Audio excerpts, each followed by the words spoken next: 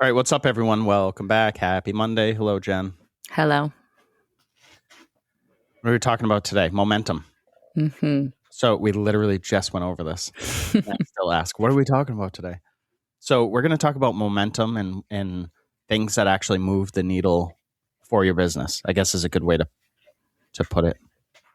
Okay. All right, let's do it. But first, I think you want to start Opening takes with yours. Sure. I'm doing really good at being prepared. I'm working on it. All right, go for it. All right. So my opening take is if you need a tutorial for how your clients are supposed to book on your online booking, you need to change your ways. No clients, nobody wants a tutorial on how they should book. They want easy and simple. I'm going to tell you a story real quick, maybe real long. I don't know. On my last salon, I thought it was super creative that rather than have level 1, 2, 3, 4, blah, blah, blah, or junior, master, senior stylist, to have the stylist level be named after trees. It was like the coolest thing ever to me. I loved the concept. Why you did that? I'm going to explain it, and it actually works for this episode. So I spent so many hours researching the roots of the trees and how long trees took to plant their roots and grow. And then that turned into a sapling because it was like the youngest tree, and an oak because it was like the master tree. And so, I was a master stylist, so I was an oak tree. That was my level. Anyway, I thought it was fantastic. Turns out nobody understood it. A client wasn't calling being like, can I get a sapling for my stylist today? Like, they didn't have a clue. They didn't understand the concept. And it was quite confusing. Even though I thought it was cool, my staff thought it was cool, it made no sense. So then I would have needed a tutorial to explain to them how to pick their stylist, which meant it was a bad system. It failed. I think I hung on to that system for 2 or 3 years, like way longer than needed. So basically, it's just, I get it. From a creative perspective, you think clients should want this creative way to approach booking with me and all that. They don't. They just need to book. Once they get in your chair, be as creative as you want, but make it simple, or I'm telling you, you're missing out on so many opportunities. I just changed. Excuse me. I just changed my opening take. I had a different one, but did I inspire you? Yeah, because I don't know what's happening here. I want to talk about, or just bring up and then move on, the sunken cost fallacy. Do you know what that is? No. Have you heard of this? No, I haven't. So the sunken cost fallacy is where somebody's invested time or money or effort into something that's not working. And they know it's not working. But because they've invested that time, they view it as, if I don't keep going, that will have been a waste. Yep. So at some point, you've got to land the plane. That's good. That was a little inside joke. But so at a certain point, you have to just make a decision and move on. When, for example, you have a business that's losing money, it might be time to close that business or to make some difficult decisions. And you might go, I've already invested, $50,000. Right. But do you want to lose right $200,000? Yeah. What is your limit? Yeah. And so I think for a lot of people, and how this topic for the whole podcast came up was that I keep seeing people online that are investing so much time and effort into things that at the end of the day don't really matter. And the amount of hours I put into this tree research could have been way better spent into building the business, running the business. I mean, that business closed. So there was just so many other better ways of usage of time than studying trees and assigning them to levels. Yeah. Well, let's jump in. Someone's laughing on that one. Let's jump into this because I want this episode to be short and sweet on purpose so that people can listen to it and then be like, okay, now I can go get something done. But why do you think people equate being busy with progress? I think because if they feel busy, they must be moving in a direction that's accomplishing something, where most people are just spinning their tails and trying to catch it. Yeah. Yeah, I wrote that down in my notes and I hadn't really even thought about it. I think people think that just being busy is what you're supposed to do. Like as a salon owner, just being busy. If I'm busy cleaning the salon, then that was a good day because I was so busy. But that didn't that didn't do anything. And I think people are doing the wrong things. And somebody actually asked that online recently. I am stepping back from the chair as an owner. What am I supposed to be doing? Right. And I actually sent them the link of we had a recent podcast. I don't remember what episode, where we talked about what a business owner should be doing with their time when they're not focus. When they're not pretending that they have to be the technician, which is from Michael Gerber's book, The E-Myth. Oh, I don't know. I don't know if I ever read that actually. Yeah, you read it. You read it with Marley on your lap one day. I remember sitting up in the little reading nook that we had. Lovely. But in that book, he talks about how there's the technician and then there's the entrepreneur. And the technician is the person that goes into the bakery and bakes the bread. And so that person thinks, no one can do this like me, so I have to do this. When in reality, the bread could be at like an 80% and it would still be a great product. Mm-hmm. And the person has to move into the entrepreneur role, which is making all the decisions that need to be made to grow the business. Mm-hmm. It's creating the recipes for the technician to follow. It's the whatever. And you can relate that to any business. I don't know why I picked baker. I think I heard somebody talking about it on a podcast recently, and that was the example they used. But if you think about it, all the questions, this is the stuff I wrote about in my newsletter, was like, somebody was like, what vacuum should I use? And there was all these people weighing in, and I was like thinking to myself, who the F cares about what vacuum? Does that help your business? Have an assistant or somebody go get you a vacuum. It doesn't matter if it doesn't work, because you can change it out. Right. If at the end of a month you're like, this vacuum sucks, no pun intended, by the way, get a new vacuum. Right. What have you lost? You've lost time because you're not focusing on growing your business. What was the other one that I saw? Oh, somebody was asking about what's the best way to collect money from renters? What system is the best? I don't want to pay fees. All this stuff. And I'm like, just pick one. It doesn't matter. If it doesn't work, change it. That's what real leadership is. Mm-hmm. It's putting systems in place, and then sometimes those systems are going to break. Right. But getting them in place is far more important than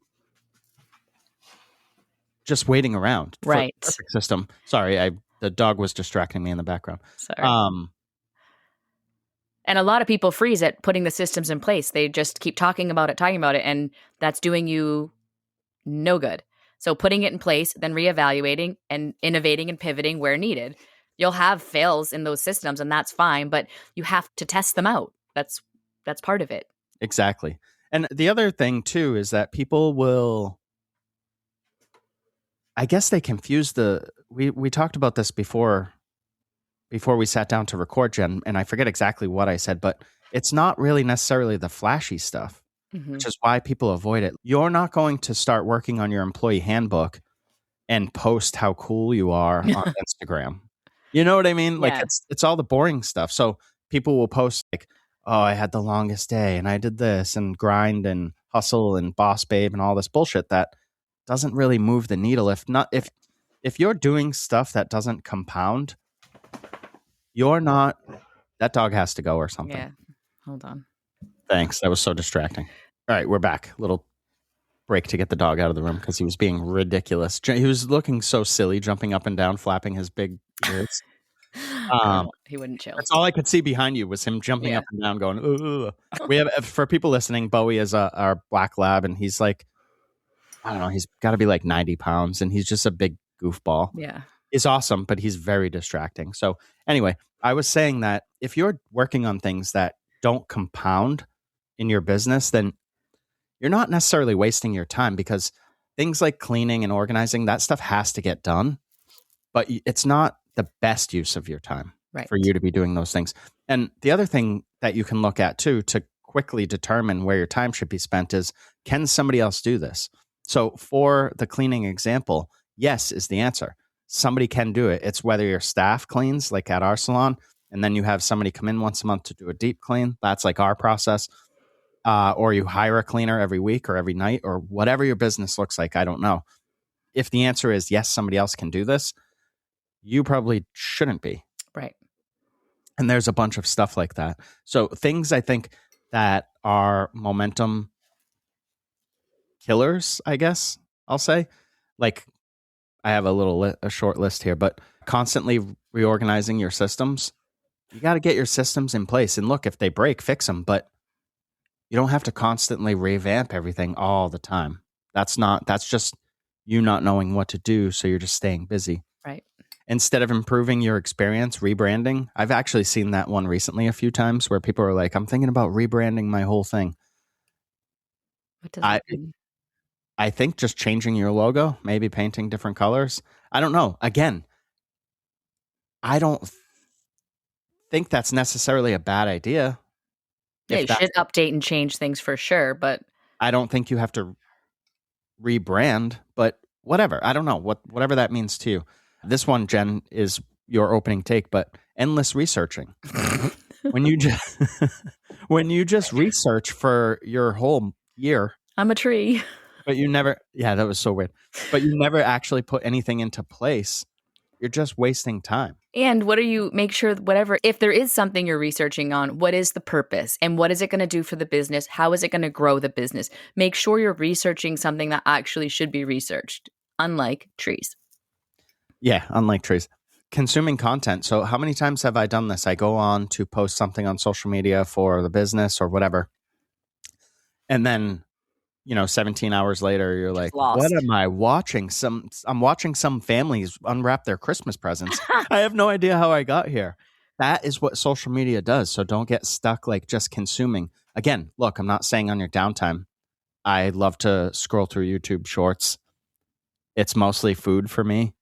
Um, Which is great because then we get to eat new things. yeah, I'm mostly looking at food, but don't start doing that stuff when you want to get work done because you're never going to get work done. They are so good at Yeah. keeping you there and focused on that. And then starting stuff before you finish stuff. Mm-hmm. So you're always working on a million things, but you're never making any progress. We know those people, right? Yeah. Something first, start the next thing. Yeah. Again, I don't think any of these things are inherently bad. They're just not what's moving the needle for your business. Yeah, they're just a time suck and they're making you feel busy like you're productive, but it's not productive to grow your business. Exactly. So my notes are a little confusing here and I don't know why because I made them a long time ago. That's why. Oh. When you have like solid momentum and things are good, you're going to have those questions that you're asking online all the time. Like, how do I find clients or whatever? Those things are going to start to take care of themselves because you're actually making progress instead of looking for a tip or a trick that you think is going to work, if that makes sense. Mm-hmm. So when you have momentum, your business is humming along and things are going well because you're pushing it, you're driving it. That's when you're going to have clients that start referring other clients because people like businesses that are run like businesses. Right. I know when I had my gym, everyone would say, this isn't really a business. This is like a hangout. And I was like, okay, we're not going to have this hangout very much longer because if I don't run it as a business, it's going to close. Right. Eventually it closed because I just got bored of it. But what happens when your business feels good? Like when you go to a restaurant and have a great experience, you tell everybody, or you keep going there, or you go there and you bring friends or your kids or whatever. That sort of like organically increases your demand. And then it's the same thing with looking for staff. When you have a solid culture in your business because you're working on all the things that protect a culture behind the scenes, like your playbooks and your systems and roles and tasks and defining your mission and your vision and explaining the why to your team and all the stuff that's like unsexy for Instagram, then people start reaching out. We have people reach out, I would say on average weekly, somebody reaches out about a position. So why is that? Generally, they say, well, I heard about you I talked to so-and-so from your team and they just couldn't stop talking about you guys and how great you are. And again, that's not my words. I did not say that. I would never say that about myself. That's a great example because you see all the time, like, how do you hire good people? How do you they're looking at obviously solving a problem, you need to hire good people. But if you take care of the people you've already hired and you treat them great, then word spreads. And now you have an influx of people that want to work with you. So that's, kind of, you have to create that. If you're treating your employees like crap and you need to hire ones, the reason why you're not getting anyone that wants to work for you or with you is because you're not known to treat your employees well. So like you said, that's the momentum. We've built this culture over the last 6 years, and we have people all the time that are like, I've heard great things. I want to work with you, for you, however you want to say that. Also, we'll tell them we're not hiring right now, but if you want to meet, we'd love to meet you. And guess what? They're like, I'll take the opportunity. I just love to meet you. And then maybe there's a future opportunity. So that's the momentum with hiring. You have to create first it in your own business. Yeah, and it doesn't matter what vacuum you have or what booking software you have or where you get your extensions. Yes, you need all those things, but just make a decision and then move on. You need to maintain that momentum. And yes. What was I just going to say that was funny that happened last week? Oh, Jen, you were talking to our landlord because we had an issue that we needed to address, and you were frustrated. And at the end of the call, the landlord, Jen told me this, I wasn't on the call. What did he say to you? He was like, how's business going? I hear really great things about you guys. You were super profitable. You're doing awesome. Everyone says all these great things about you. And I was like, dude, you're still a dick, but okay. We're good. Thanks. So anyways, but yeah, when you actually do the things that you say you're going to do, because word travels, you're doing them. Yeah. Word gets out there, and what's that saying? Your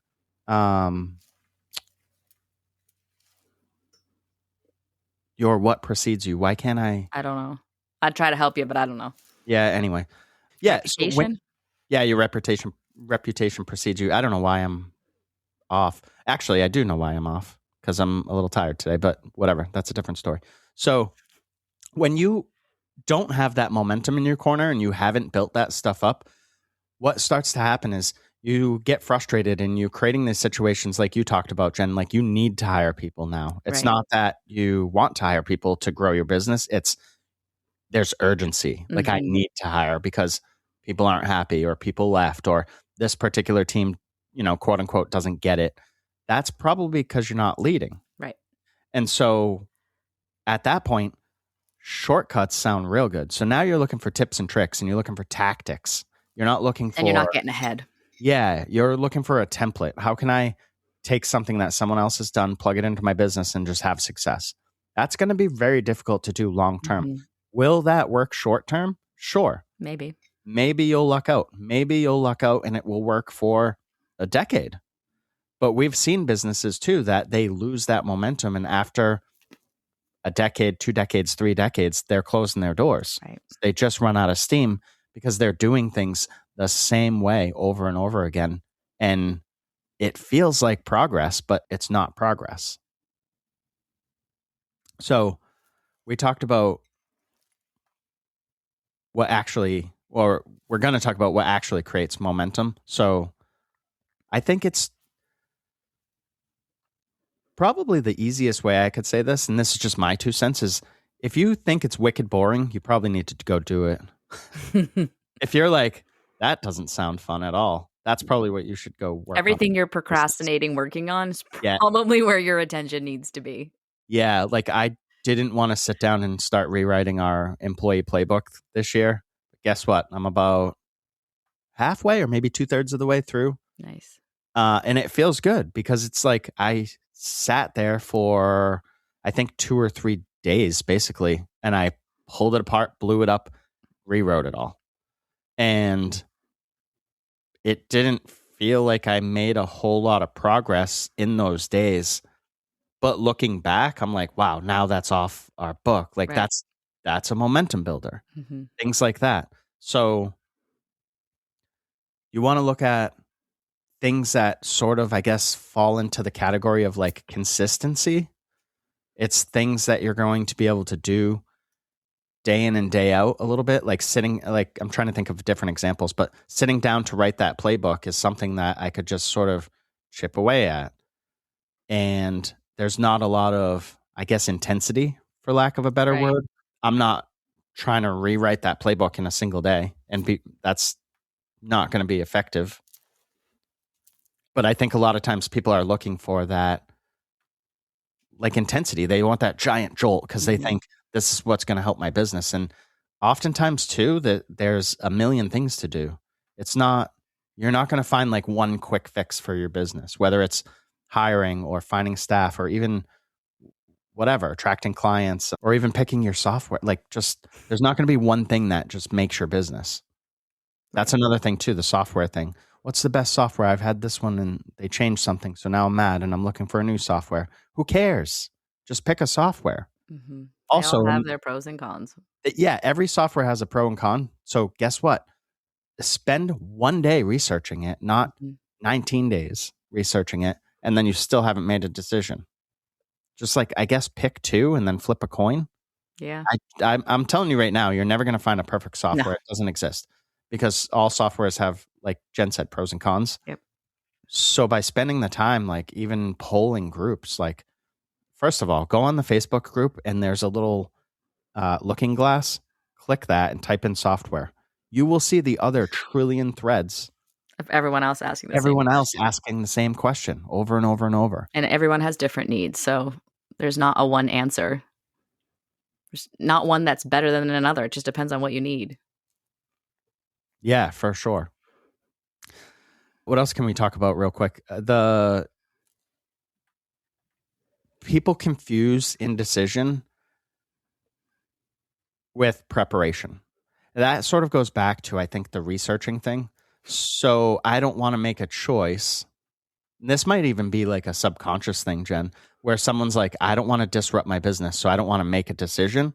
So the easiest way for me to do that would be to just constantly be preparing to make the decision. And an easy way to do that is to just research. I'm just going to sit there and research. I'm going to look at the pros and cons. So again, it goes back to something as silly as picking your vacuum. You could sit there for, how long could you sit there and research vacuums? I guess forever. Yeah. If you wanted to. And then, you know what? I heard in July a new one's coming out. You know what? I'll wait till then. I got to put this off. There's just nothing I can do. Because the reality is you really don't want to make the decision. And obviously a vacuum is not what we're talking about. You can insert whatever. If people are like, why are they talking about a vacuum? It's just a placeholder.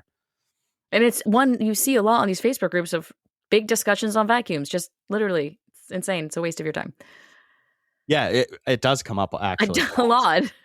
It's kind of. I think people avoid that commitment too or people avoid momentum. So they stay busy with those little tasks like cleaning and stuff because they don't want to make that decision. It goes back to the same thing. Yeah.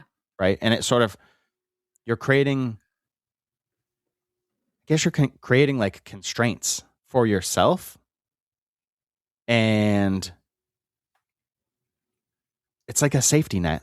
Yeah. I've created the safety net of me not making a decision. Mm-hmm. And what sort of... Well, yeah, because if you don't really make big decisions, then you don't feel like you could fail at those big decisions where everyone's judging you, right? But that's your job. You have to make hard decisions. Some will be good ones, some will suck, and then you'll revamp them.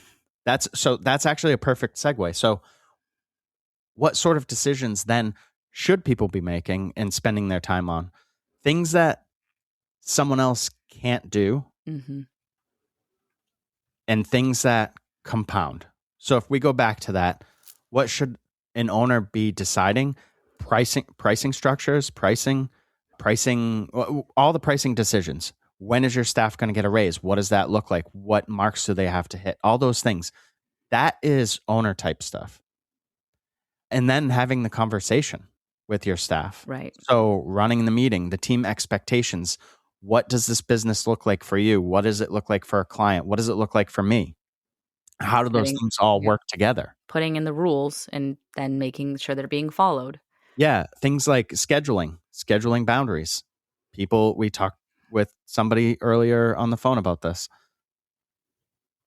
You're the owner. You have to make the decision. And you can't really leave it on your staff. If you need boundaries, you're the one that has to set them. And then enforce them. Yep, exactly. Yes, that's a great one too. Like, what does this look like in practice? What about client standards? You're the one that, so I see this a lot because it's not exactly aligned with this topic, but with rentals, people will say, but it's my name on the door. So when they don't do this or whatever, client standards, it's your name on the door. You're the one that has to figure out what the client experience looks like for your business. Right. Your staff should not be doing that. They should buy into your vision and execute it. Right. That's the roles. So these are the things that you should be working on and that you should be making decisions on, and that actually will move the needle. We talked about team expectations? Yeah. And then systems. You have to commit to something. So if you have, let's use cleaning. That's an easy one, right? Because everyone has cleaning issues in their space. So when you're creating a cleaning system, what is the most important thing for you to do? Get one installed. Right. Just come up with something. Hey, this is what our cleaning system looks like. You do A, B, and C. If it's not done, this happens. If it's not done again, this happens. I don't know, fill in the blanks. But even though it's not perfect, even though it probably sucks, even though it's going to piss people off, you have something in place. You've made a decision. That's momentum. Now you can revamp it. Right. Give it 30 days. Give it 60 days.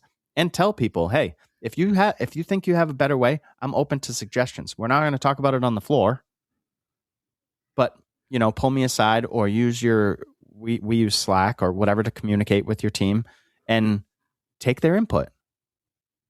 Take it under consideration. Now you're making decisions. Now you're building momentum.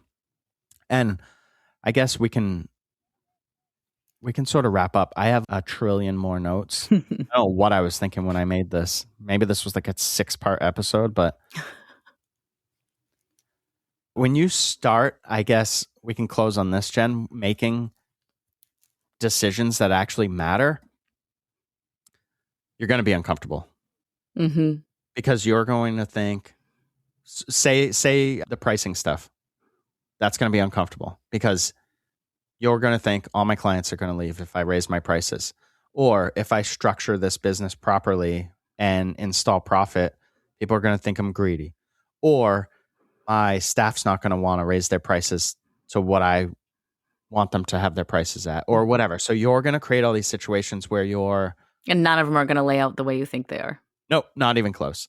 When you put in, what else can we use for an example? The cleaning. When you put in a cleaning system, oh, my staff's going to be so pissed off. They're not going to want to do this. I know they're not going to do it. When in fact, people really want to be led. Yes. I want to know the parameters. What are the rules here? And again, you're the only one that can put those into play. It's your business. I feel like I just rambled because I was trying to get through like a lot of stuff, but I'm sure it will help some people. I think my tree story is going to be the best, but people are definitely going to tune out. They're going to be like, what? The tree are you talking about? Yep. All right. Well, I guess, I don't know. It's a new year, huh? Yep. 2026. It's like mid-January, 2026. I would say get on our email list, but you know what I'm going to say? Leave us a review. Yes, Leave please. us a review for the podcast or share it or something. And it really helps us and it's awesome. So we'd appreciate it. Yeah. Or reach out and say hello. Love That's that. all I got. Okay. I guess we'll see you next week. Have a great day.